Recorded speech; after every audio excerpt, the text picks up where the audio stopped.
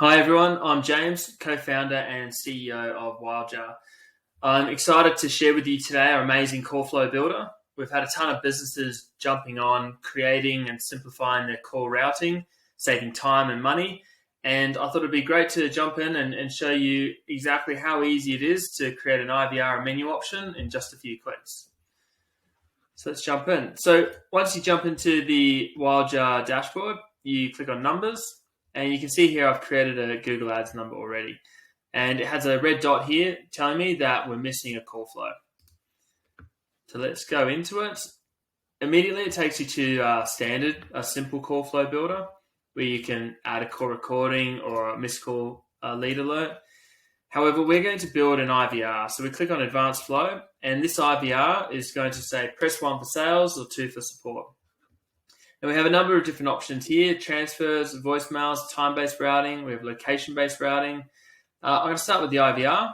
So simply drag and drop onto the page and click into it. And we're going to click on advanced options. Give it a friendly name. So I'm going to call it general IVR. You can upload a message here using MP3. So this is what the customer will hear when they dial your number. I'm just going to use our text-to-speech engine. So press 1 for sales, 2 for support. Okay, hit update, and we have it saved there. Next, we want to drag and drop our transfers into the flow. So because we're doing a two-step, 1 for sales, 2 for support, I'm going to do 2 transfers. And the first one is option 1 to sales. So if the customer presses 1, we're going to go there. And if the customer then presses number 2 for support, then we'll send them to this transfer. Now, if I hit the save button at the top, we get failed. And what we can see is you can see around the transfer that we have these 2 red lines. And it's because we haven't configured where we want this number to then dial. So we go sales, our target number. You can turn on your call recording. You can turn on a whisper message, and I'm just going to turn everything off, hit save. Same again for our support, transfer, target through here, and hit update.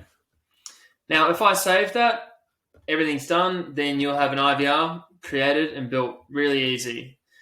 What I'm going to do though, I'm just going to add in some voicemail. So drag onto the cross there. So basically, if the number's not answered within that time period, we're going to send them to a voicemail. In this case, you can add and upload again. I'm just going to say, please leave a message. Add an email address for my sales team. Let's have it myself. And I'm also going to put a mobile number in there too. So send an SMS alert. Hit update.